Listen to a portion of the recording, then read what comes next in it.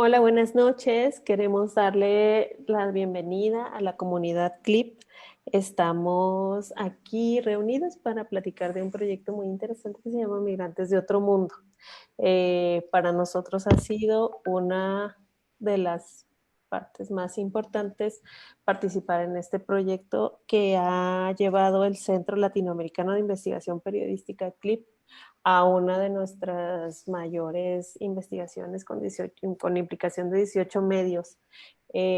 Quisiéramos presentar a nuestros ponentes, a nuestros invitados y a nuestros participantes. Empezamos con María Teresa Ronderos, que ha sido la cabeza que ha llevado nuestra investigación, quien inició esta participación de la implicación de estos 18 medios de comunicación en América Latina y quien nos ha invitado a trabajar por medio de esta alianza para unirnos a el proyecto Migrantes de Otro Mundo.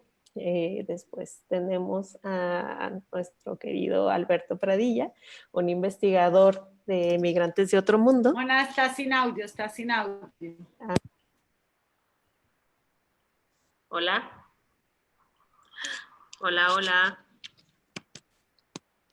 Hola. ¿Ahí ya me escuchan? ¿Sí se escucha bien?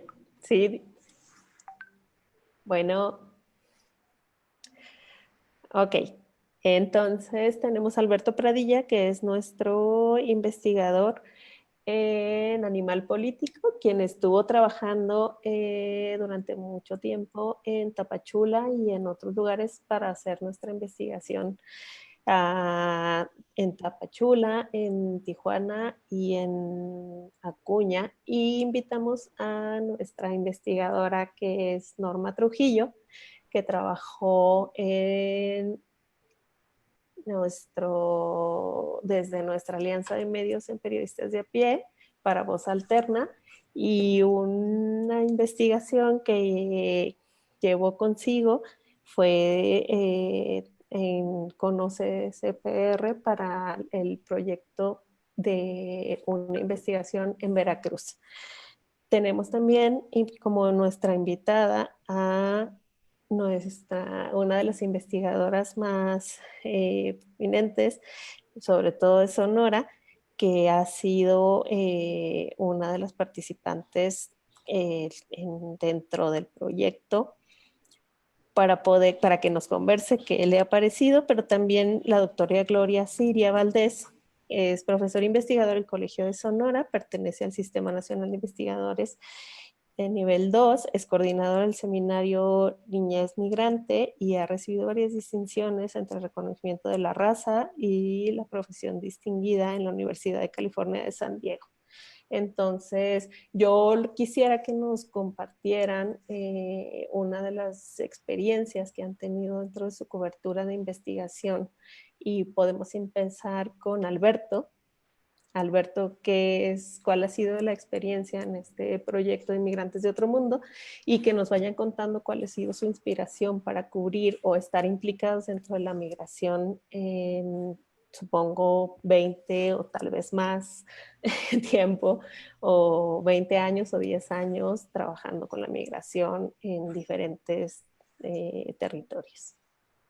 Bueno, pues buenas noches. Yo en mi caso, para mí era una cosa lógica seguir con un trabajo, o sea, siguiendo a migrantes y solicitantes de asilo, tanto procedentes de diferentes países de África como de Asia, porque, bueno, pues yo he trabajado mucho este tema desde que, yo creo que hará 15 años, que voy por primera vez a un lugar terrible que hay en este mundo que se llama Melilla.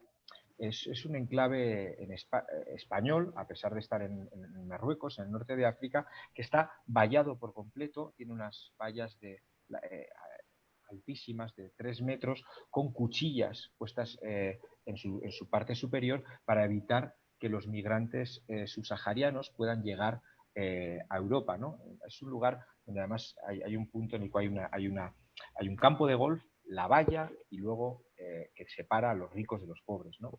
Entonces, pues desde entonces he trabajado el tema de la migración primero en la migración subsahariana hacia España, posteriormente en Oriente Medio, con los conflictos que hubo a través de la primavera árabe y el éxodo sirio a través de Europa, y posteriormente, cuando ya me voy a vivir a Guatemala, pues lo lógico era empezar a también seguir con este tema y trabajar pues la migración centroamericana, y me tocó cubrir pues la caravana hacia Estados Unidos, ¿no? Pero sí que es verdad que había un punto que no estábamos tratando, ¿no? Que no se estaba abordando, y es verdad que México ha sido siempre históricamente el paso de cientos, de decenas, de miles de centroamericanos que huyen de la violencia y que huyen de la pobreza. Sin embargo, también es el punto de acceso de migrantes, de solicitantes de asilo procedentes de medio mundo, básicamente. Y faltaba, bueno, pues como muchas veces me había tocado trabajar en Tapachula, y Tapachula es ese lugar donde se mezclan pues personas procedentes de diferentísimos países, ¿no? O sea, puedes encontrar comida de Bangladesh, puedes encontrar un restaurante de la India, y puedes encontrar también pues platos de África, porque siempre ha habido ese flujo, ¿no? Entonces, pues bueno, nos parecía importante poder comprender cómo se hacía ese tránsito, que siempre habíamos puesto los ojos en la bestia y en el tránsito centroamericano, pero esa parte estaba quedando como muy oculta, ¿no? Y yo, que estaba más acostumbrado a trabajar esa otra migración, en la migración subsahariana, por ejemplo, pues para mí ha sido un reto, y también, bueno, pues una continuación, ¿no?, del trabajo. Perfecto. Eh, María Teresa, ¿nos podrías compartir un poco cómo fue que se gestó este proyecto de Migrantes de Otro Mundo y cuál ha sido? O sea, entiendo que en esta reunión que tuvieron como medio, con todos los medios de comunicación para empezar un laboratorio de investigación, y cómo se ha planeado en las investigaciones desde CLIP, cómo fue la reunión en Mérida y cómo se gestó este proceso en Mérida, y cómo se invitaron a diferentes periodistas para poder empezar a trabajar este proyecto. Bueno, mira, quería primero contar un poquito de dónde vengo yo trabajando la migración. Yo duré muchísimos años, desde antes de que fundáramos Verdad Abierta, que es un portal especializado en Colombia en el conflicto armado y la guerra, que empezamos con unos colegas en el 2008. Antes de eso yo ya había hecho muchas historias sobre víctimas del conflicto, y Colombia es uno de los países del mundo con mayor migración interna. Entonces yo había hecho muchísimas historias, y había estado muchos casos de migración interna, de gente que había abandonado una región por violencia, porque los viendo por miedo, y se ha de instalar en otra.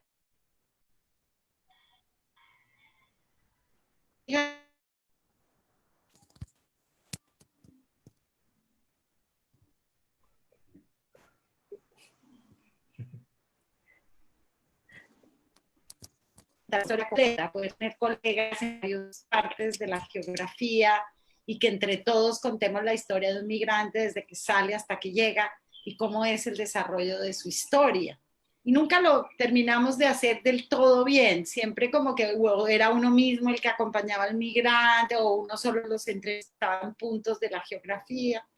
Y ahí fue cuando, en un taller que hicimos con la Fundación Gabo en México, y lo hicimos en Cuernavaca el año pasado, como a comienzos del año, empezamos a pensar el tema. Pues era un taller sobre la migración, y yo lo que hice fue un poco estudiar mucho, porque yo sobre migración internacional tenía información más académica que práctica. Y llegamos a compartir ese taller. En ese taller precisamente estuvieron varios integrantes, o algunos de periodistas de a pie, de la red que hace parte Norma Trujillo de Veracruz, y estuvo Alberto como uno de los tomantes del taller, pero en realidad fue un taller de compartir experiencias e información, porque había mucha gente con muchas experiencias. Estaba Eduardo de Hermosillo, desde donde es Gloria, había gente de Argentina, de muchos otros sitios, de Venezuela, de Colombia. Y allí surgió este tema. Uno de los participantes, un muchacho de Cali, de Colombia, dijo, oye, está pasando esto por aquí, y para mí fue una gran sorpresa. Entonces, desde ahí en enero empecé a trabajar el tema por mi cuenta, y empecé y escribí una primera historia, son unas primeras historias, y después fue cuando ya dijimos, no, esto hay que encontrarle, y ahí se me acordé de mi viejo proyecto, y entre todos empecé a llamar colegas, por supuesto Alberto, porque sabía toda la experiencia que él tenía, y empecé a buscar colegas, a los de periodistas de a pie, a otras personas en otros sitios, que tuvieran un poco esa experiencia de haber cubierto migración y que supieran algo de este tema, y un poco a tientas porque no sabíamos cuáles eran los puntos críticos. Fue muy interesante. Yo había participado en otra convocatoria para hacer periodismo de migraciones sobre Venezuela, de mujeres que salían de Venezuela, y en esa convocatoria otro colega de Colombia había participado con una idea parecida, y entonces lo llamamos para que fuera parte del equipo. Y así yo fui más o menos entre junio, julio del año pasado, ya empecé a llamar a todos los equipos, a los medios, a buscar quienes podían sumarse en esta gran aventura. Hicimos como una especie de pre-reportería un poco suelta, todos más o menos ubicándose de cómo era el tema, cómo iba el tema en su país. Y ya hicimos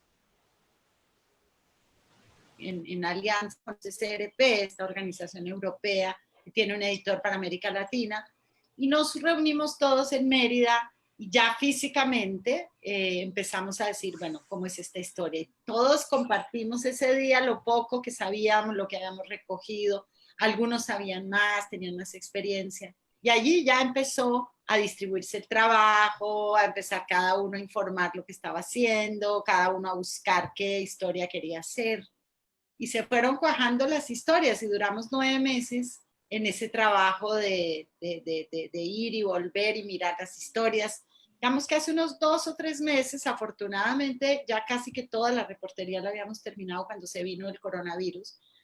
Y entonces los últimos 2 meses nos dedicamos básicamente a revisar, a chequear, a conseguir los cabos sueltos, a terminar de verificar todos los datos, a volver a encontrar algunas de las fuentes que todavía no habíamos verificado, y como tú sabes, Mónica, porque tú fuiste parte del equipo, a buscar una productora, que fue Mónica, para que nos ayudara a presentar esta información, porque nos parecía clave que no se puede contar una historia de migración sin mapas, sin gráficos, sin dibujos, sin una línea ilustrativa que realmente cuente la historia más allá de los textos o los videos. Y creo que logramos poner todo eso junto, que ha sido muy mágico. Y en el camino le pedimos apoyo a la Fundación Avina, que nos ayudó muchísimo y con mucha generosidad, con una idea, porque no teníamos nada cuando fuimos donde ellos. Y después también un poquito la Fundación Seattle International también nos ayudó un poco, y obviamente patrocinadores de Clip, pero sobre todo cada medio, Animal Político, Red de Periodistas de a pie, en Colombia Semana, en muchos otros países, otros medios, el comercio, la prensa, todos pusieron de su parte, porque todos, digamos, apoyaron a un periodista para que pudiera hacer los viajes o para que pudiera cubrir el tema, y esa es, digamos, eso fue lo que hizo esto posible. Sí, creo que lo que dice María Teresa es súper importante, porque nos hizo o nos permitió, por medio de Clip, compartir este tipo de procesos, de poder empezar a entregarnos investigación que era de manera personal o profesional o interna o regional a otros, para que pudieran seguir o continuar la cadena de investigación. Es un poco como la cadena de custodia de lo que está sucediendo en cada una de nuestras regiones. Entonces, esa cadena de custodia se la ibas entregando de mano a mano a otro investigador en otro medio de comunicación en otro país, y eso era muy gratificante porque nos enriquecía, además de hacer un zoom out de cómo estábamos viendo la migración en nuestra región, nos permitía entender qué era lo que estaba sucediendo a nivel local y por los porqués de cómo es el comportamiento de diferentes políticas públicas. Ahora quisiera que nos compartiera Norma. Sí, no, y solamente una cosita chiquita, y creo que puede empatar muy bien con Norma, es que nosotros una cosa bonita que nos pasó es que logramos seguir las historias que nos llevaron. Solo a mí,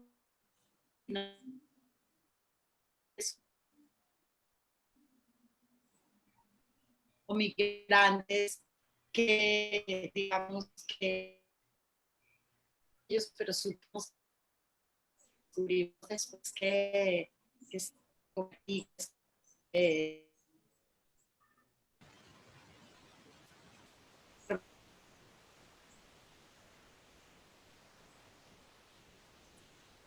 murieron, entonces se murieron, que yo dejaría ahí a Norma para que ella.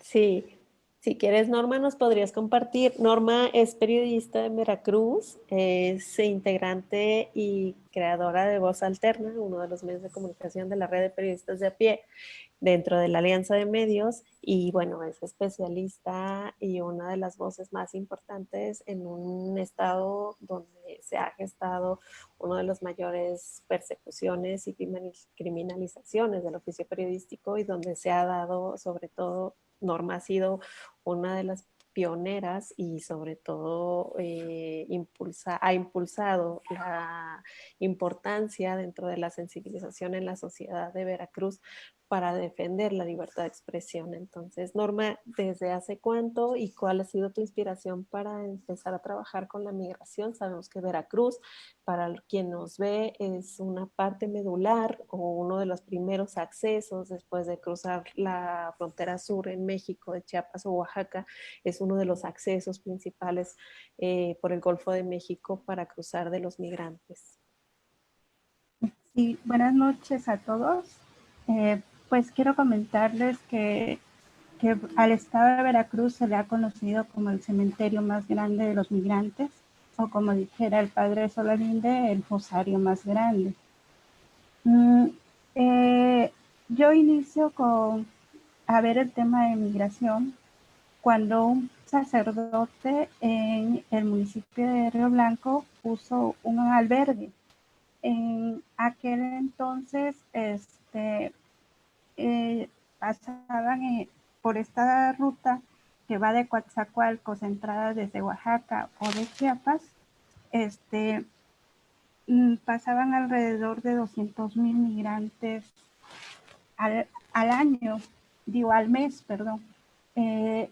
Había un registro y bueno, en aquel momento a los migrantes que venían de Honduras, Guatemala, El Salvador, se les criminalizaba. Incluso había redadas en ese municipio precisamente porque era una parada obligada de los migrantes para acceder a alimentos. Y entonces ahí empieza a decirse con mayor fuerza, estoy hablando de 1995 al año 2000, en donde se les señalaba como criminales. Recuerdo que ese albergue se cierra porque se señala que ahí habían violado a los migrantes a una joven. Entonces, la población de las zonas limítrofes entre Orizaba y Río Blanco se opusieron a ese albergue hasta que logran que se cierre. Posteriormente, pues me toca ver esa parte del 2007 al 2010, en donde el peligro de los migrantes centroamericanos, pues era las agresiones que sufrían por los maras salvatruch, que se apostaron en las vías de la zona sur del estado de Veracruz. A partir de ahí empieza una gran violencia contra ellos y bueno, vemos que en ese periodo les empiezan a pedir $100 para evitar que fueran extorsionados, porque ahí ya empieza a entrar lo que era el crimen organizado en la región sur de Acayucan, Coatzacoalcos, Minatitlán, toda esta zona era, bueno, ya era pues el grupo criminales eran los Zetas, eran los que estaban dominando esa zona para precisamente extorsionar, secuestrar, asesinar a los migrantes que venían de Centroamérica. Posteriormente a ello, bueno, hasta ahí, por ejemplo, el auxilio y el apoyo siempre había venido de las iglesias católicas que abrieron una serie de albergues en donde ellos señalan que al año pasaban 300,000 migrantes centroamericanos y que bueno, ese era un subregistro porque no ha habido un registro total, porque no todos pasaban a los albergues. Entonces, bueno, a partir de ahí es cuando la iglesia es la única que ha puesto atención a los migrantes y cuando ya se empieza a denunciar públicamente estas agresiones por parte de los grupos criminales, es hasta entonces cuando el gobierno federal lanza un programa de la frontera sur. Pero en ese programa, bueno, pues no era para protegerlos, sino más bien era para limitar el paso, y es ahí donde empiezan los operativos, en donde si bien para ellos baja un poco también el secuestro, pero eso les obliga a buscar nuevas rutas. Ahora ya no solo era la del tren, sino que empiezan a buscar las rutas de autobuses, e incluso hay testimonios de algunos sacerdotes que señalaban que hasta 15 horas podían caminar los migrantes buscando nuevas, caminar entre municipios, veredas, para llegar a las ciudades. Y es así como, por ejemplo, yo que estoy ubicada en Jalapa, vemos un boom en los cruceros de centroamericanos vendiendo chicles o vendiendo artículos pequeños para sobrevivir, porque entonces empezaron a adentrarse a ciertas ciudades, como por ejemplo Jalapa, que no era ruta migratoria porque no hay vías de tren. Bueno, empezó a recibir, al igual otros municipios como Córdoba, en donde se iban quedando migrantes, y bueno, esas partes también las he reporteado, y pues es lo que podría decir de la migración de paso en el estado de Veracruz. Sí, en nuestro especial específicamente están dos historias que cruzan o se encuentran dentro del estado de Veracruz, que es de la historia de Manfred y la historia de un secuestro de dos personas de origen africano que empiezan o toman este autobús. Una de las rutas más difíciles en México justo es la costera, que cruza la zona del Golfo, que es Veracruz y Tamaulipas, y que son obligados, ¿no?, de alguna manera a abordar esos autobuses para poder empezar este trayecto, y que resulta ser una de las rutas como con más secuestros, más incidencias delictivas, y bueno, pues en ese tipo de narración es la que nos hemos encontrado, además de que los operativos inclinan o empujan en México a que las rutas de los autobuses se vayan hacia estas carreteras que son cada vez más difíciles. Ahora quisiera que Gloria nos contara un poco, porque uno de los proyectos o uno de las poblaciones que a nosotros nos sensibilizó más es la población infantil. Entonces, Gloria, si nos quieres contar cuáles han sido tus inspiraciones para empezar estas investigaciones, las investigaciones académicas que has llevado. Claro que sí, mucho gusto, y en especial me honra estar aquí, y estoy muy contenta de poder transmitir la experiencia de su servidora. Creo yo que mi interés por los niños, niñas y adolescentes migrantes en tránsito, en retorno, en el proceso de circularidad, en el origen, data desde mis estudios de doctorado en antropología en la Universidad de Arizona. Ahí tuve la oportunidad de conocer a una gran cantidad de migrantes mexicanos, especialmente no documentados, que conformaban un grupo muy sólido en Tucson, Arizona. Tuve la oportunidad de conocer madres que llevaban su maternidad desde distancia porque habían dejado a sus hijos en sus lugares de origen. Una comunidad de Guanajuato muy sólida, ¿verdad? Que acompañaba y recogía a la gente que iba llegando de Guanajuato en las áreas donde se destinaban a llegar, etcétera, etcétera. Ahí fui comprendiendo un poco el concepto de redes sociales, fui aprendiendo e interesándome cómo los padres y las madres llevan su maternidad o su paternidad desde lejos, porque se encuentran en Estados Unidos, mientras los hijos se encuentran en su lugar de origen en México, cuidado por los abuelos, las abuelas, etcétera. Fueron temas que me empezaron a llamar la atención y a sensibilizar mucho sobre el grupo más vulnerable en la migración internacional, que son los niños, niñas y adolescentes migrantes. Otro punto de partida importantísimo es mi experiencia personal. Como antropóloga no puedo desviar o desligar mis intereses de investigación con mi experiencia personal. Y resulta que en el 2003, el papá de mis hijos y yo regresamos de California a renovar nuestro permiso de trabajo a Hermosillo, Sonora. Veníamos con nuestra hija Sofía de 9 meses de edad y nuestro hijo Julián de 7 años, solamente con ropa para 15 días y la carriola de Sofía, muy contentos a venir a renovar el pasaporte al consulado en Hermosillo, Sonora, la visa de trabajo, etcétera, etcétera. Pues resulta que no nos la renovaron. Resulta que ya tenía poco que había pasado el 2011, el derrumbe de las Torres Gemelas, y la política migratoria estaba muy recrudecida. Dijeron que no nos los podían renovar hasta que hicieran una revisión. Esa revisión tardó aproximadamente 3 meses. Tuvimos que meter a nuestro hijo Julián a la primaria aquí en Hermosillo, Sonora, y buscar desesperadamente trabajo. Tocamos puertas en todas partes.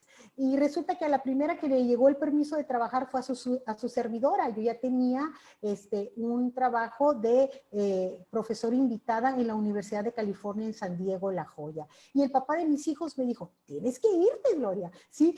Habíamos traído ropa solo para 15 días. Todas las cuestiones de nuestra hija de 9 meses estaban en California.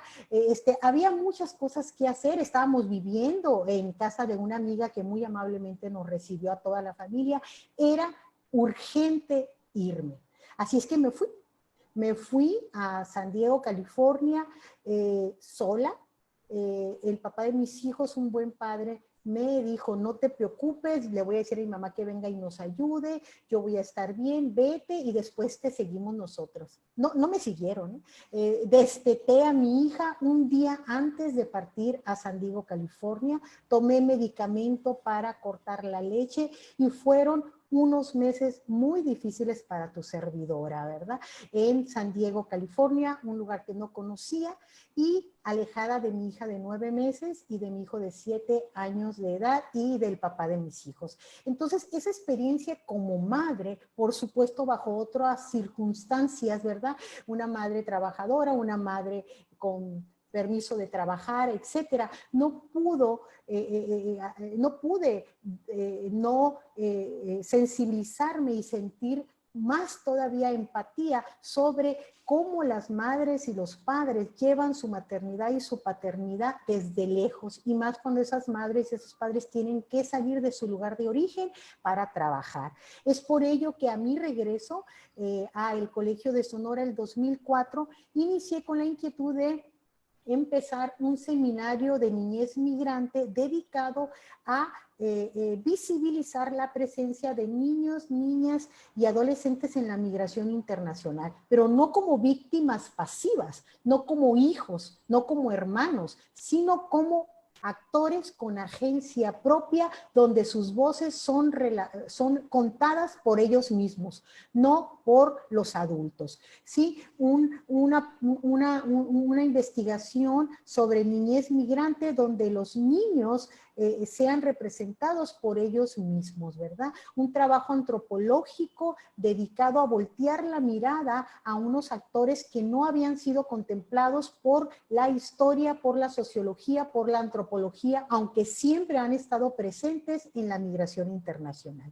Así es que desde el 2007 fundamos el Seminario Niñez Migrante en el Colegio de Sonora, dedicado a investigar la participación de estos actores desde sus comunidades de origen, en el tránsito, niñez no acompañada, acompañada, niños, niños y adolescentes de retorno y su circularidad. Así que en el Colegio de Sonora, que es donde está la sede de este Seminario Niñez Migrante, contamos con un programa de incidencia con asesorías escolares gratuitas para niños, niños y adolescentes migrantes que han retornado a Sonora, aproximadamente 30,000 en los últimos años. También para niños, niños y adolescentes en espera de refugio, que tenemos también en Sonora.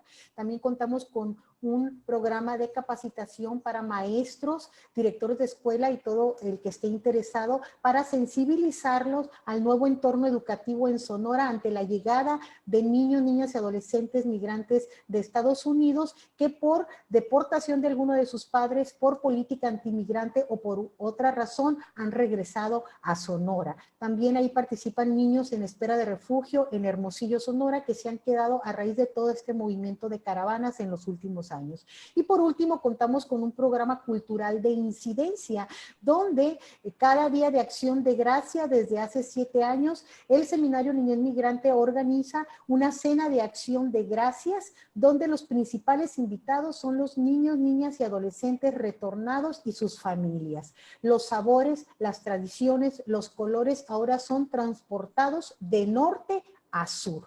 Esta es una manera de que los niños que han retornado, muchos de ellos nacidos en Estados Unidos, vean reproducidas sus tradiciones con las que han crecido allá aquí. Y se sirve la cena tradicional de Día de Acción de Gracias estadounidense completamente gratuita. Estos programas nacieron con la idea de trascender un poco más allá de la investigación. Es necesario tener impacto a nivel local.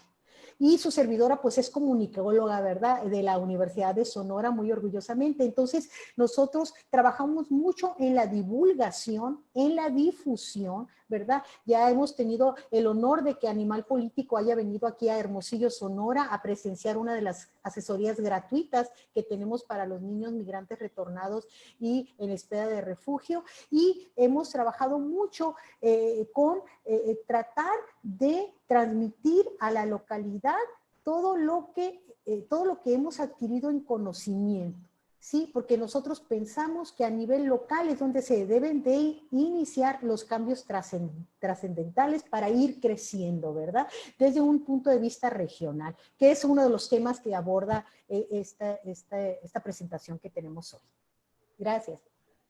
Gracias, Gloria. Solo como para un poco identificar, Sonora, el desierto de Sonora y Arizona es una de las zonas más críticas y en el especial que nosotros elaboramos pueden visualizar un mapeo de los caídos en uno de los capítulos, en el tercer capítulo, y ahí se puede ver cuál ha sido desde hace muchos años, aproximadamente 20 años, las pérdidas, las muertes en el desierto de Sonora ha sido cada vez más frecuentes porque son caminatas de 3 días y es cada vez más difícil cruzar las condiciones climatológicas son complejas y durante mucho tiempo fue una de las partes o regiones donde más migrantes centroamericanos cruzaron o mexicanos cruzaron, pero después empezó a convertir en uno de los trayectos de migrantes transnacionales también, transfronterizos. Sí, es muy importante lo que dices, Mona. Sonora, a finales de los 90, inicios del siglo 2000, se convirtió en un territorio de tránsito y de cruce muy importante ante la clausura casi completa de las zonas tradicionales de cruce, Tijuana, San Diego, Ciudad Juárez, El Paso, Texas.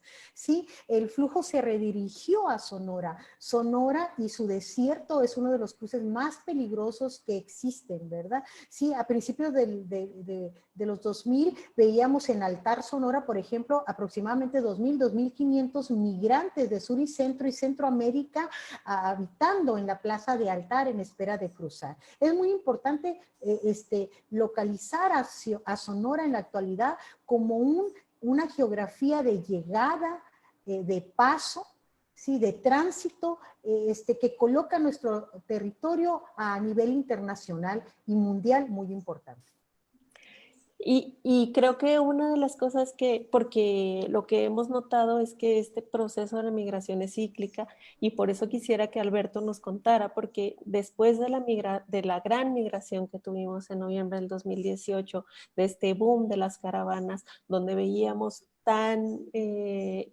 imágenes tan impactantes con gente, con sus hijos, de parte de Centroamérica, pero que después se convirtió en justo de lo que se trata el especial, que es gente que venía de otros continentes, que estaba cruzando con sus hijos por el cruce del Darién, que estaban dejando ir en este río, en estas historias que cuentan los periodistas desde Colombia y Panamá, todo lo difícil que ha sido cruzar y también cómo ha sido este trabajo, porque no todo es territorio de tierra, sino también hay otros lugares que es las rutas marítimas. Entonces, Alberto Pradilla tiene estas dos historias que nos contó durante toda su cobertura, casi, no sé, pudieron haber sido 9 meses o un año en el que iba y venía desde Tapachula y regresaba y volvía y insistía y grababa todos estos videos para dar esta vida y voz al campamento de los apátridas. Alberto, si nos puedes contar qué pasaba y cómo fue esta cobertura.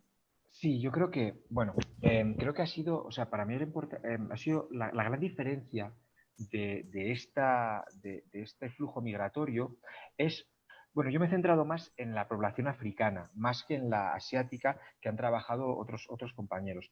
En el caso de la africana, lo primero que podríamos decir es que prácticamente todos son solicitantes de asilo y todos ellos vienen huyendo de conflictos armados. El incremento en los últimos años en los últimos 5 años, según la OMS, ha sido de 550%. Es decir, si el año pasado hubo 7.000 y pico personas que fueron registradas por el Instituto Nacional de Migración, procedentes de diferentes países de África, especialmente Camerún, República Democrática del Congo, Angola, hacía unos años habían sido 200, 300. Entonces, ha habido como una explosión de personas que, en lugar de tratar de ir por ese camino tan terriblemente peligroso como es el mar Mediterráneo y de jugarse la vida allí, optan por otra vía, que es tomar un avión, aterrizar. Generalmente aterrizaban en Ecuador o en Brasil y luego hacen toda América Latina con destino hacia Estados Unidos. Ese flujo ha ido creciendo, ¿no? Pero nosotros, cuando empezamos esta investigación, nos dimos cuenta de una cosa, que es que también la coyuntura nos llevó a hacer las investigaciones que hicimos. ¿Por qué? Porque México se convirtió en un tapón no solo para los centroamericanos, sino también para la gente que viene de otros países, ¿no?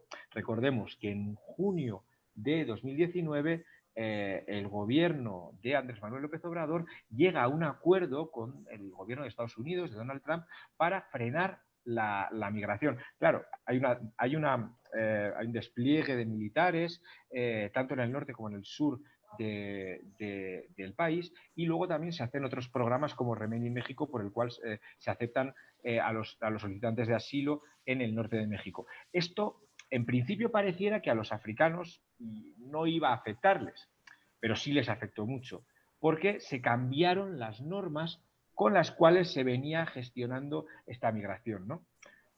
Habitualmente lo que ocurría era que llegaba una persona procedente de Camerún, por ejemplo, cruzaba el río Suchiate, que es el que une Guatemala y México, y básicamente se entregaba al Instituto Nacional de Migración, que lo encerraba durante más o menos 10 días y luego, al liberarlo, lo liberaba con un papel. un oficio de salida. En ese oficio de salida le daba dos alternativas: o regularizar su situación o salir del país en los próximos 20 días. ¿Qué hacía la gente? Tomaban el papel al pie de la letra. Decían, vale, voy a salir en los próximos 20 días, voy a salir por la frontera norte. Entonces tomaban ese papel como si fuese un salvoconducto. De hecho, le llamaban salvoconducto, aunque jamás existió un salvoconducto legal, ¿no? El cambio, o sea, ese cambio del gobierno mexicano les dice, no, ustedes tienen que salir por el sur.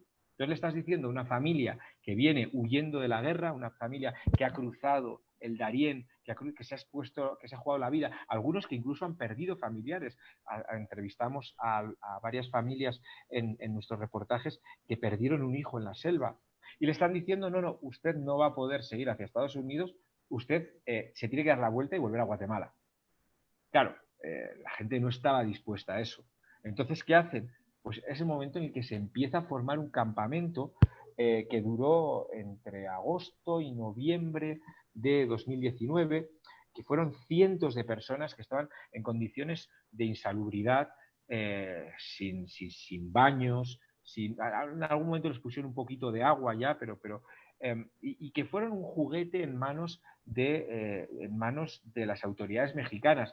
De repente les habían cambiado las normas, ellos no entendían ni el idioma, ni las reglas, ni qué demonios estaba pasando.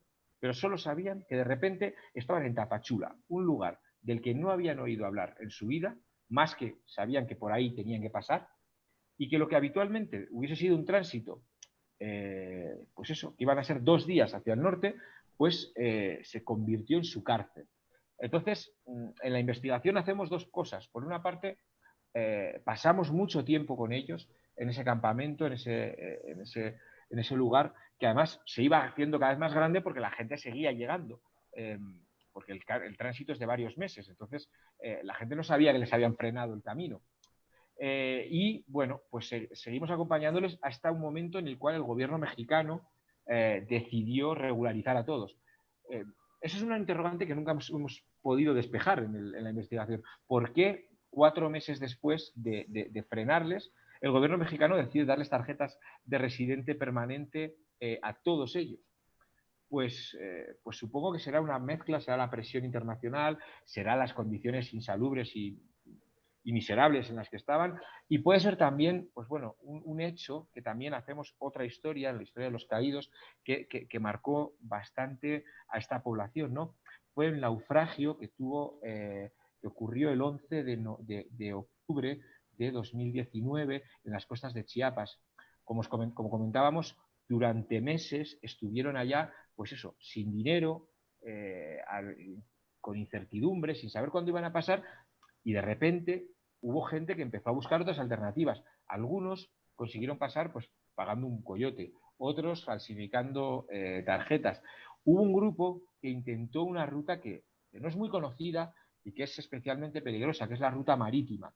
Salir desde Chiapas y cruzar hasta, pues en realidad no sabemos muy bien dónde cruzan, porque las personas con las que investigamos nos dijeron solo que luego les llevaron en coche hasta Ciudad de México.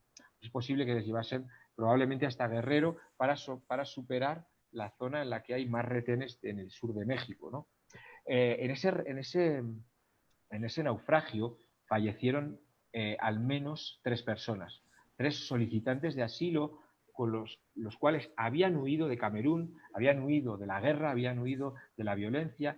A mí me marcó mucho el caso, por ejemplo, de Manuel, uno de ellos que viajaba con una carta escrita en la cual explicaba por qué él debía ser refugiado en Estados Unidos. Era una carta en la que decía que él había sido torturado, una carta en la que habían asesinado a un amigo suyo. Esa carta se quedó en su bolsillo cuando se ahogó el 11 de octubre de 2019. Entonces, bueno, creo que es una historia trágica que muestra hasta qué punto México pues, fue insensible, ya sigue siendo insensible hacia las necesidades, hacia los derechos de cientos de personas que no quieren quedarse en México, que quieren llegar hacia Estados Unidos, que para ellos México es un país que no conocen el idioma, que no conocen la cultura, que no conocen, y sin embargo Estados Unidos es una aspiración porque allá tienen familiares, gente que ya se ha refugiado tanto Estados Unidos como Camerún, o sea, perdón, como Canadá. Entonces, bueno, pues eso, nosotros nos hemos centrado más en esa migración o en esa huida de refugiados africanos que lo han tenido realmente difícil, que se han enfrentado a las dificultades del propio camino, y que en México, donde solo les quedaban 2 días de camino, pues tuvieron que pasar durante meses en condiciones penosas, pues por los intereses de un gobierno que había pactado con Estados Unidos ejercer de parte del muro de Trump.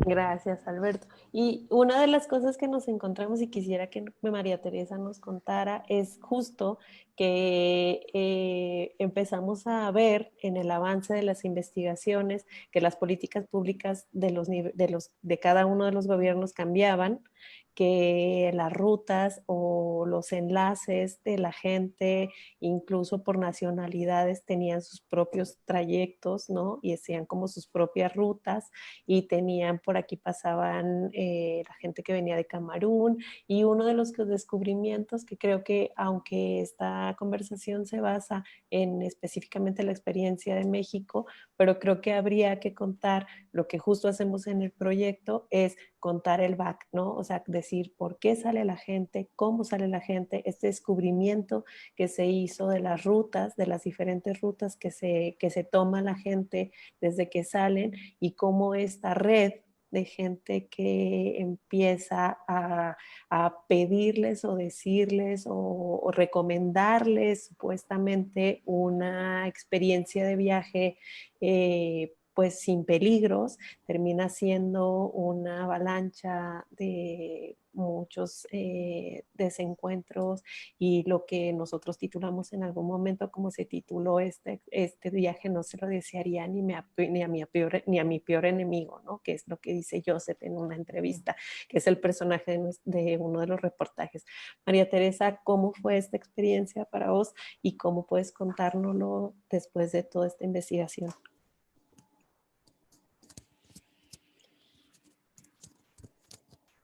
Como tú dices, Mónica, y como describe muy bien Alberto en el caso de México, lo que nos dimos cuenta es que son políticas migratorias muy, muy reactivas a las presiones políticas y a los momentos políticos internos de los gobiernos, porque un poco la política migratoria responde como a esa último bastión que tienen los gobiernos de soberanía sobre su territorio. Nosotros reflexionamos mucho sobre este tema, y lo que descubrimos es que en un mundo prácticamente globalizado en todo, con las comunicaciones, el dinero que fluye para todos lados, el crimen que fluye para todos lados, los gobiernos que invierten en África en diamantes, y empresas privadas que generan guerras en esos países, o legados coloniales como el de Camerún, donde terminan los anglófonos peleándose con los francófonos por una herencia cultural diferente. Todas esas fuerzas nos empujan o empujan a los migrantes a salir. Pero cuando salen, los países dicen, ah, no, yo soy soberano, y cierran la puerta. Entonces es como que vivimos en una contradicción permanente entre unas fuerzas globales y multinacionales que nos empujan a salir, y otras que no nos dejan entrar. Y los migrantes son los que quedan, son el sándwich de esa contradicción. Entonces, ¿qué encontramos? Por ejemplo, que si bien, por ejemplo, la policía, a través de Interpol, sí ha hecho bastante trabajo coordinado, sobre todo en la era de Obama, trabajaron relativamente bien tratando de desvertebrar redes criminales, gente que estaba explotando a estas personas con su necesidad de viajar, etcétera. Hicieron un trabajo muy interesante de desvertebrar estas redes, y yo creo que en muchos países, en Brasil, y nosotros lo contamos, en Colombia, en combinación con autoridades estadounidenses. Pero por el otro lado, los gobiernos en sí mismos son más políticos. Entonces los gobiernos reaccionan de acuerdo a las presiones políticas. Por ejemplo, en el caso con Trump, Y México, pues obviamente la presión que puso Trump fue muy grande para el nuevo tratado de comercio, que iba a poner, amenazó todo tipo de cosas, que iba a poner otra vez, ¿cómo se llama?, tarifas y entorpecer el comercio, y obviamente México no puede poner en riesgo toda su maquila y toda su industria exportadora. Entonces terminó como concediendo cosas que el mismo México se debe sentir muy mal de hacerlas, porque México es un país de migrantes. En las cifras de hoy de Estados Unidos que miramos en la migración gringa, la mayor cantidad de migrantes que entra a México hoy sigue siendo mexicanos, seguidos enseguida por hondureños, guatemaltecos de otras partes, pero salvadoreños, venezolanos, pero la gran flujo, entonces es como decía en algunas de las historias, creo que era Alberto o algún otro de los colegas, qué paradoja, un país de migrantes convertido en policía de otros migrantes. Y en Colombia pasó algo parecido, era una política errática que respondía a cuestiones internas, que no pensaban mucho en los migrantes. Son políticas que no piensan en los migrantes, no las hacen particularmente para hacerles daño, pero no las piensan. Entonces, ¿qué pasa? Que frenan. En Colombia muchos años tenían muy cerrada la frontera, sobre todo para todos estos migrantes, para todos estos migrantes africanos y asiáticos. Entonces, ¿ellos qué hacían? Se metían por los sitios más peligrosos, quedaban más en manos de los coyotes, porque esa es la profunda paradoja: entre más reprimen, más cierran, más hacen bollante el negocio de los migrantes. Entonces, cuando un Trump o un gobierno como el de Colombia o el de cualquier otro país dice yo cierro, yo cierro, yo cierro, en realidad para proteger mi país, en realidad lo que está haciendo es favoreciendo el negocio de los coyotes, de las redes de tráfico, porque allá van a dar. Si a ti, como en Costa Rica, tú puedes entrar, te dan una licencia para pasar, te hacen sí te examinan en el sentido de que ver que no eras una persona peligrosa para nadie, que no vienes de ser un criminal, pero el 99,9% de la gente pasa derecho porque no hay problema, te ponen un bus en la frontera con Panamá y te dejan en la frontera con Nicaragua y nadie te molesta. O sea, hay algunos problemas de algún coyoterismo, etcétera, pero tiene que ver más como cómo sigue el viaje para entrar a Nicaragua, que es un país con muchos problemas. Pero en el caso de otros países que ponen límites, pasan dos cosas que aprendimos en esta investigación. La primera, esa que te digo, que empujan y le hacen que toda esa fortuna que estos migrantes africanos y asiáticos, porque la mayoría de ellos no es gente muy pobre, es gente clase media en sus ciudades y de sus países, muchos de ellos, como decía Alberto, militantes políticos, profesionales, muchos de ellos no son gente extremadamente pobre y por eso es que se lanzan a hacer este viaje tan largo, porque tienen un bagaje cultural y cierta flexibilidad para lanzarse un poco más lejos. Porque muchos de estos se quedan en los países vecinos, la mayor cantidad de refugiados africanos están en los países vecinos. Los que se lanzan a esta aventura tienen un poco más de capital. El uno vendió un bangladeshi que nosotros entrevistamos, vendió una tienda de té. Un señor, su familia, su hermano que tenía un buen trabajo había conseguido, no sé, $18,000, el otro había vendido un campo que heredó de su papá. O sea, de alguna manera, todo ese capital, en lugar de quedar en Estados Unidos o en Canadá, que son los países que lo deberían aceptar con este capital, termina quedando en manos de coyotes, que nosotros lo calculamos de manera muy, muy, muy ilustrativa y muy a grosso modo, más o menos entre 200 y 300 millones de dólares al año que se queda, que es plata de los migrantes, fortunas que traen de esos países, que en lugar de que sirvan para invertir en capital en Estados Unidos o Canadá o incluso en América Latina, termina en manos de criminales. Y la otra cosa que pasa, por supuesto, es que empujan a los migrantes a rutas peligrosísimas. Encontramos rutas muy peligrosas entre Brasil y Venezuela. Esa entrada que es casi clandestina en Venezuela, hay muy poca información, los reporteros hicieron hasta lo imposible. Y por supuesto el peor paso de todos, donde nosotros documentamos 110 muertos en los últimos 4 años, es el paso famoso por el Darién, por mar o por selva o por la otra selva, por donde se pase, que la gente se mete por ahí y finalmente los gobiernos de los dos lados, Panamá y Colombia, se lavan las manos y son muchísimas personas, que yo creo que fue lo que más me impactó a mí, lo que más me hizo morirme de la tristeza y de la rabia, era saber que gente había perdido sus hijos pequeñitos porque se les caían en abismos, esa es una zona muy montañosa, o porque los ríos de selva se crecen en una noche y se llevan un campamento entero en medio de la selva y la gente no le da aviso porque son ríos turbulentos de selva que aparecen y se llevan a 18 personas y se ahoga todo el mundo. Entonces ha habido ahogamientos de 10 personas y todo el que pasó por allí, que fueron muchos los que entrevistamos, hablan de los cientos o las decenas de cadáveres que vieron en el camino. Entonces es una experiencia traumática para cualquiera.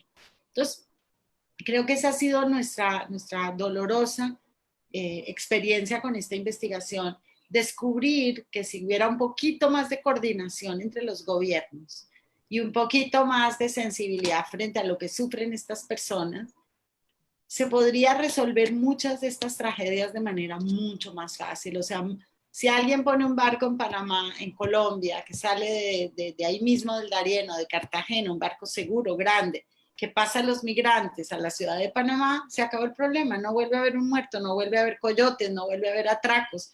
¿Por qué no lo hacen si pueden salvar cientos de vidas? O lo mismo en la frontera con México, por razones políticas y por razones de conveniencia. Y yo creo que porque también tienen políticas migratorias que están pegadas a un mundo que ya no existe. El mundo hoy es globalizado y la migración no se va a parar con que le pongan 50 talanqueras. La gente sigue buscando. Y yo no creo que hay que tenerles lástima a los migrantes. Lo que hay es que admirarlos porque son gente muy valiente. ¿Quién se sale de Bameda, Camerún, a pegarse semejante viaje donde tú solamente hablas francés y nadie habla francés en todo el camino y sin embargo se lanzan con una certeza de que van a encontrar una vida mejor o para asegurársela a sus hijos?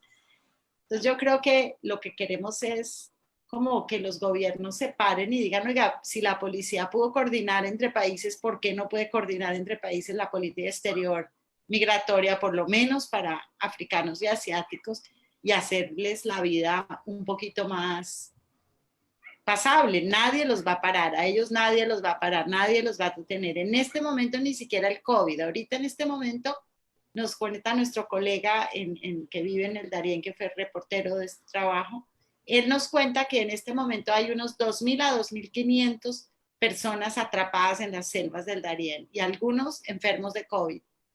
O sea, eso es inhumano, eso no lo podemos dejar que pase para gente que su único pecado es querer, digamos, vivir mejor.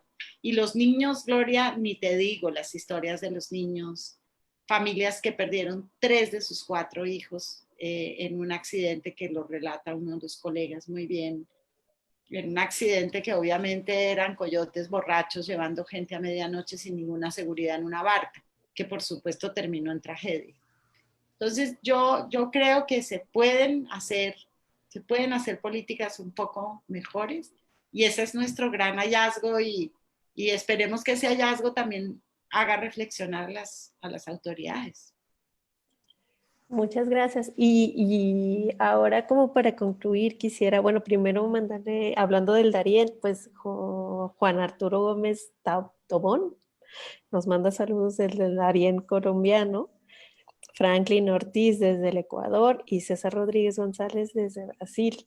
Y bueno, pues agradecer esas lecturas de la gente que se ha tomado, la audiencia que se ha tomado la experiencia de navegar por este proyecto y pedirles a ustedes ahora que me hagan como un pequeño resumen de conclusión, qué es lo que está pasando ahora con la migración, cómo están o qué es lo que ustedes están viendo. Alberto, tú has estado escribiendo sobre el proyecto, o sea, lo que está pasando durante la cobertura del COVID en Tapachula, en la frontera de Chiapas, Chiapas. Norma, ¿qué es lo que está sucediendo? ¿Qué es lo que ves? ¿Cuál es el termómetro que tienes en la frontera norte? Gloria, ¿qué nos puedes decir? Y María Teresa, para terminar, ¿nos podrías contar qué es lo que está pasando pues justo en la frontera colombiana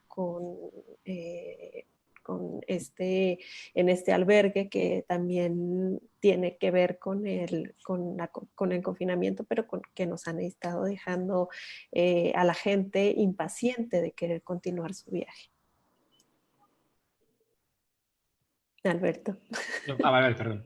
Bueno, a ver, brevemente, la pandemia ha sido utilizada por los Estados Unidos para dinamitar por completo las pocas garantías que tenían tanto migrantes como solicitantes de asilo para intentar llegar a Estados Unidos. Ahora mismo la frontera está completamente cerrada y se ha aplicado una cosa que en España se utilizaba mucho, que era la deportación express, la deportación en caliente. Es decir, cuando alguien cruza ahora mismo Río Bravo, por ejemplo, para llegar a Estados Unidos, no tiene la opción ni de ser procesado como migrante irregular, ni de solicitar asilo. Simplemente lo agarran y, en el caso de que sea centroamericano o mexicano, directamente lo llevan al puente internacional y lo devuelven.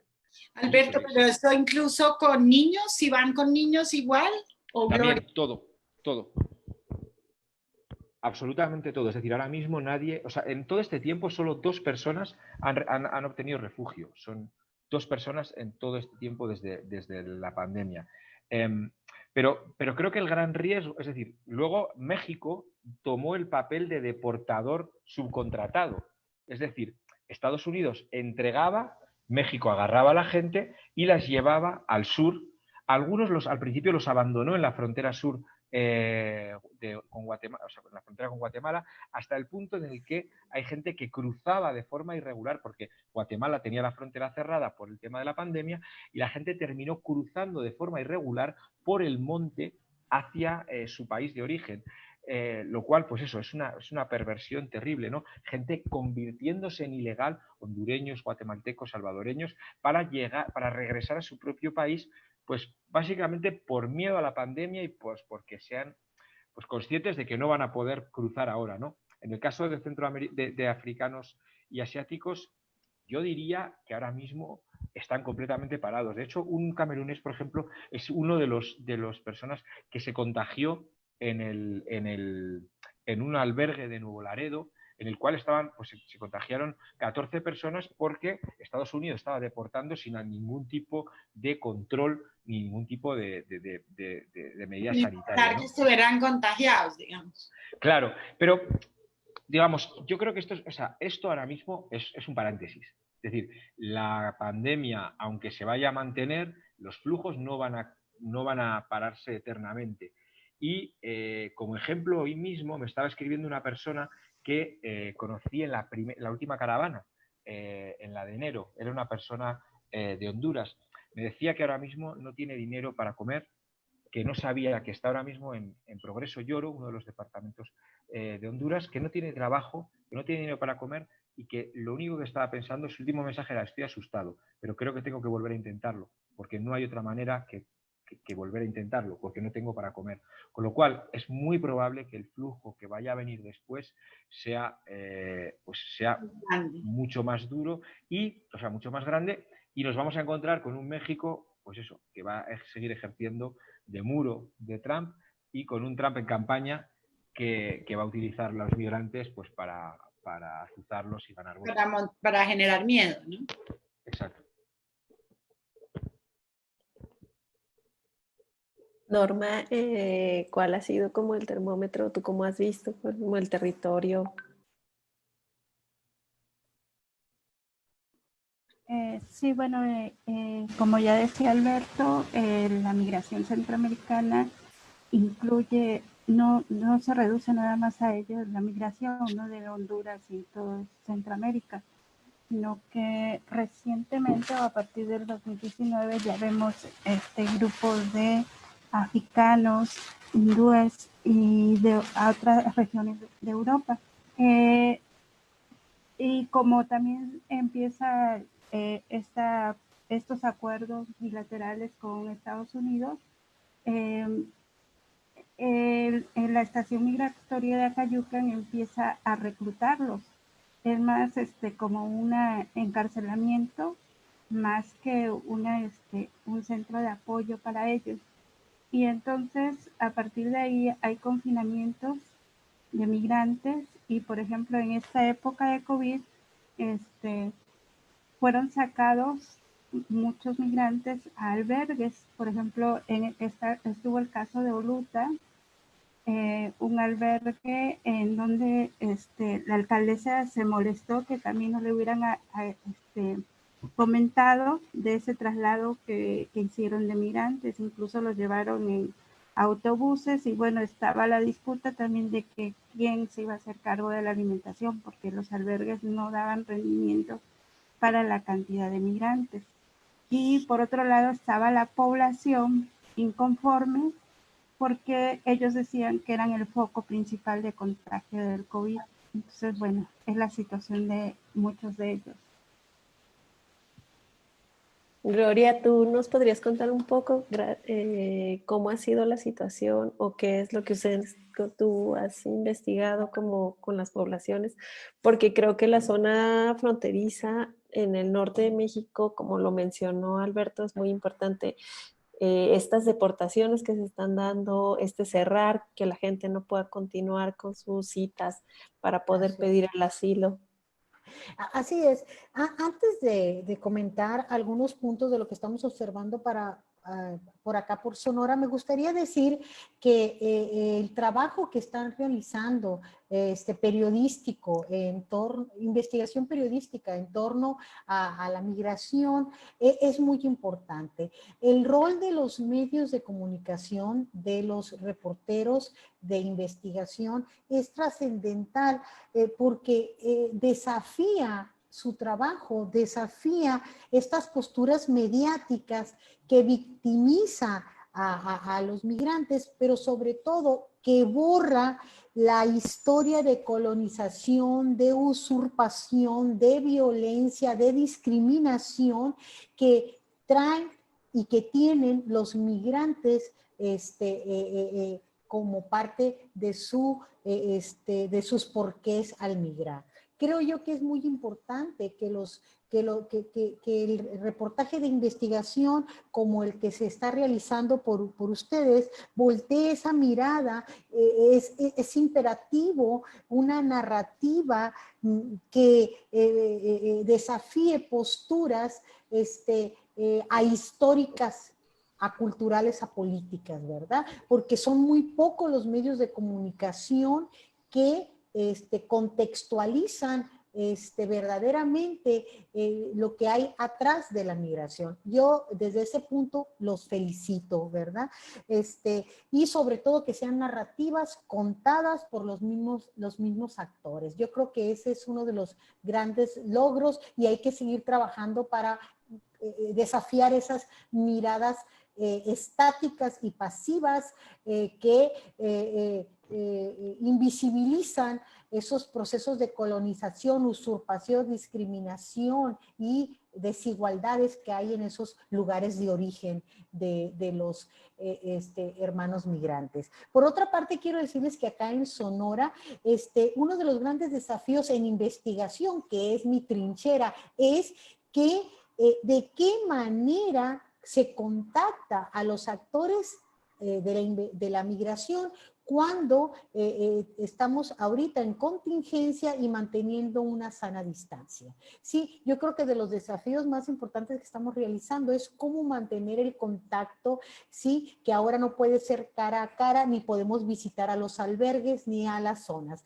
Nosotros en el seminario Niñez Migrante hemos estado implementando estrategias creativas como la comunicación a través de WhatsApp con el grupo de padres de familia y tutores de los niños, niñas y adolescentes migrantes retornados.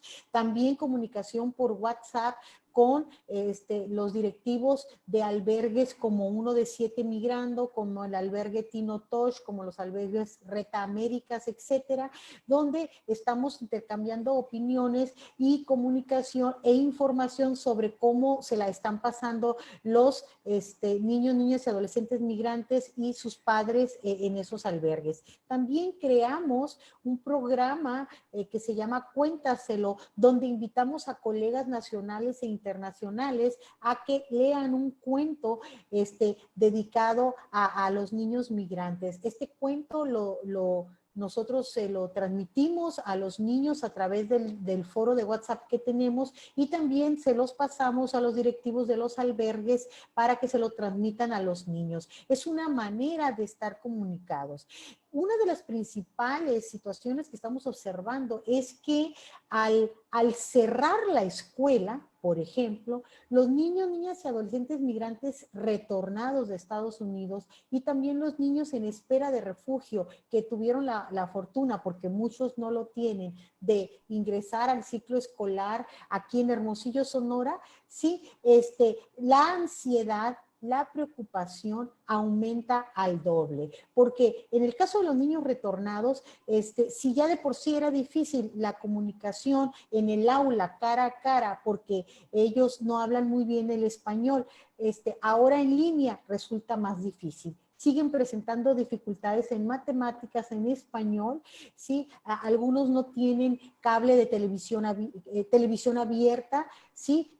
O cable de muy buena definición para poder sintonizar el canal, algunos no tienen computadora, etcétera. Sí, algunos padres de familia que son abuelos, que ya son tutores de ellos, algunos son abuelos los tutores de ellos porque los padres se quedaron en Estados Unidos, no entienden muy bien las nuevas tecnologías y están batallando en esos aspectos. En relación a los niños refugiados, tenemos la experiencia de 4 niñas, 2 niñas y 2 niños, 2 de Guatemala y 2 de El Salvador, que estaban tomando las asesorías escolares gratuitas que ofrece el Seminario Niñez Migrante y que ahorita nos comentan a través de teléfonos y llamadas por teléfono que están encerrados, que están aburridos, sí, estamos viendo pasar a la gente por la ventana, dicen, ¿no? Entonces, la ansiedad, la desesperación aumenta más con el confinamiento. La escuela, que para ellos era el lugar seguro y de socialización y sobre todo para conocer el nuevo entorno aquí en Hermosillo, Sonora, el entorno al que llegaron,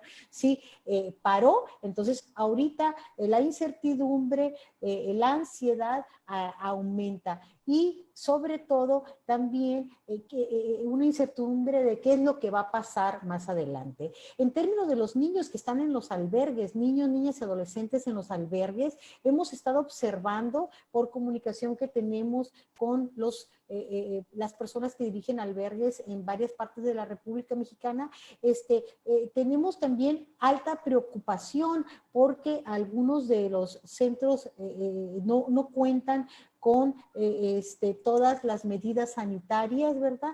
Los niños y niñas y adolescentes que están varados en México con sus padres, ¿verdad?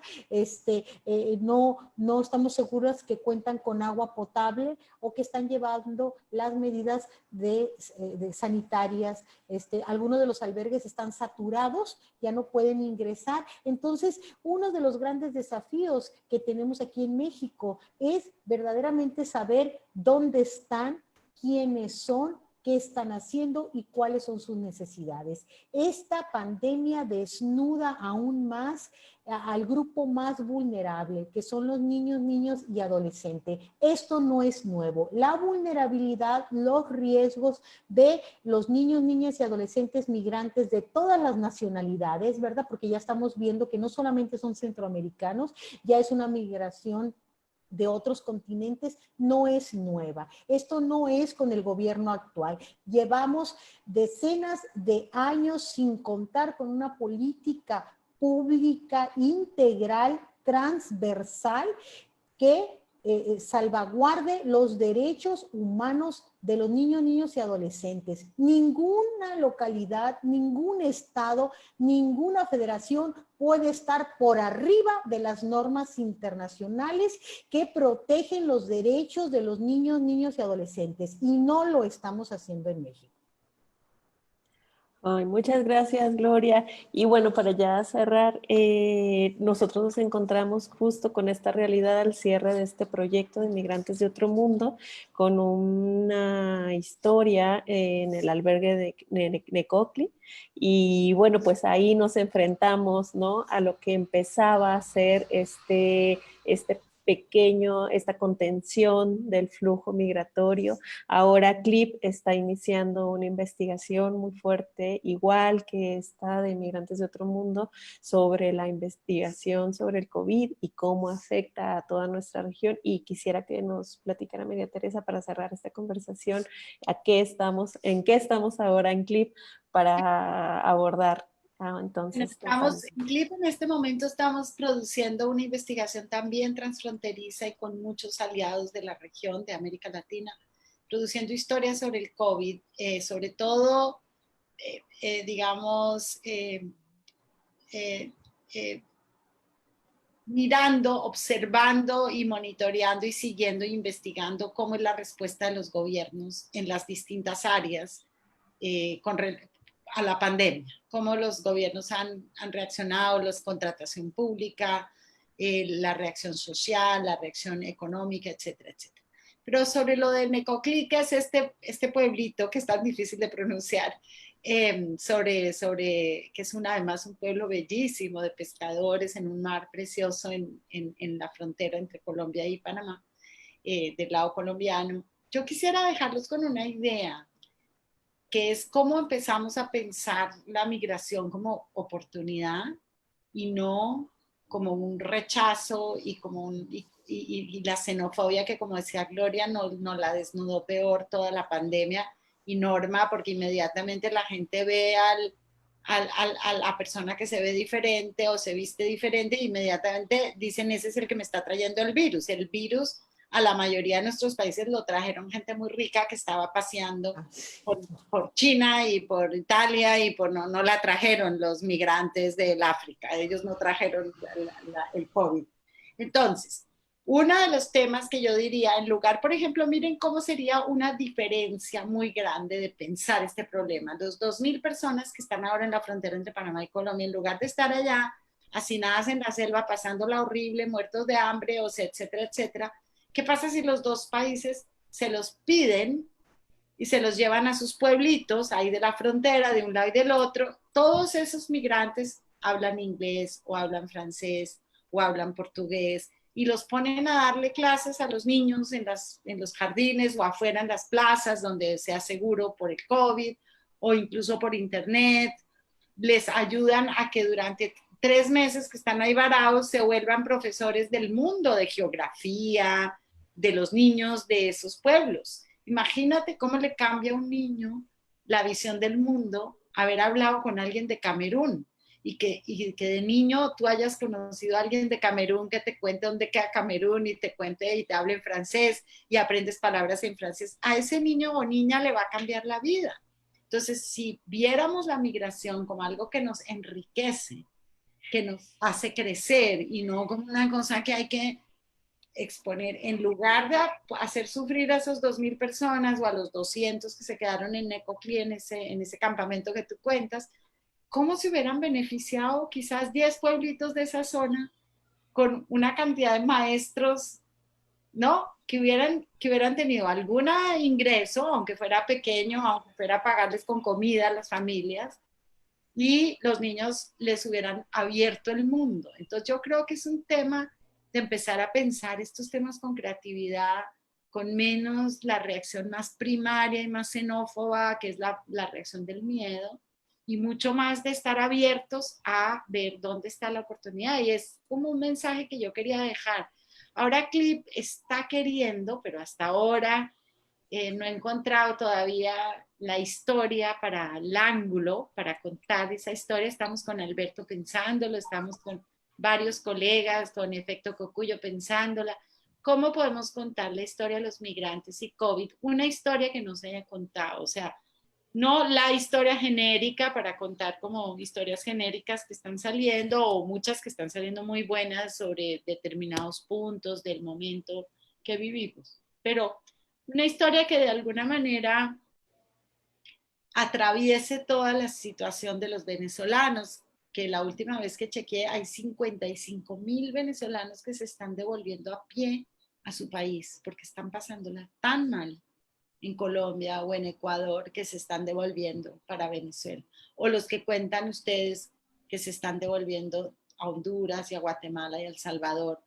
O no sé si esa es la historia, los que se devuelven, o cuál es la historia, pero estamos buscando y le queremos decir también a la audiencia que está allá afuera que si tienen ideas de cuál debe ser la historia de migración y COVID que debemos contar, que nos escriban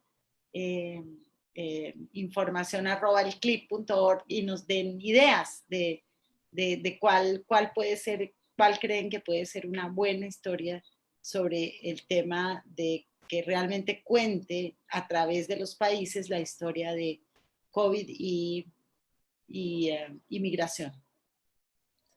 Bueno, pues muchas gracias. Yo les quiero agradecer mucho a ustedes y a quienes nos han acompañado en esta experiencia de Comunidad CLIP durante este tiempo. Y pues justo citar a María Teresa, la historia del maestro Emmanuel Nung.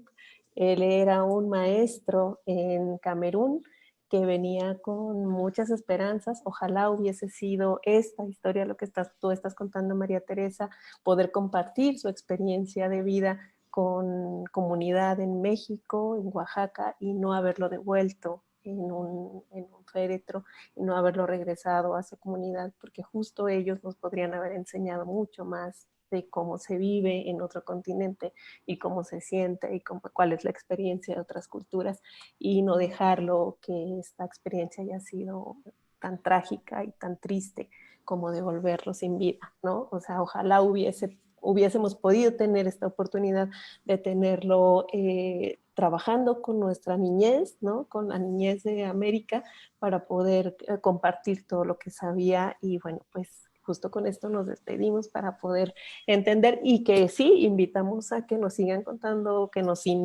manden iniciativas. Sabemos que es un momento difícil para los periodistas en toda la región, en América Latina, que estamos teniendo una experiencia compleja, ¿no? Por la crisis económica, pero que este tipo de organización en CLIP y en estos medios de comunicación podemos encontrar una gran alianza para poder seguirnos inspirando. Y bueno, pues les quiero agradecer a Norma, a Alberto, a Gloria y a ti, Mariate, por toda esta inspiración y por compartirnos su gran trabajo. Muchas gracias. Gracias. Muchas gracias. A todos. Gracias. Gracias a todos y estamos en contacto. Okay. Abrazo.